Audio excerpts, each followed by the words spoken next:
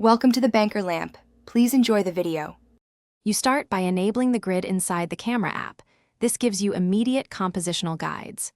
Open Settings, toggle grid to 3x3 for rule of thirds work or 4x4 for tighter framing. Once done, enable the level overlay if your phone offers it to keep horizons straight. Make sure to set grid contrast so it remains visible in bright scenes. This first step puts composition guidance on screen instantly, so you can begin framing without guesswork. Now use the grid to place elements with intention. Align points of interest on the 1/3 intersections to create balance and flow. Move the horizon or strong verticals to match grid lines, which add stability and a professional look. While composing, lock exposure and autofocus when satisfied, because once locked, the grid still helps you refine placement without accidental reframing.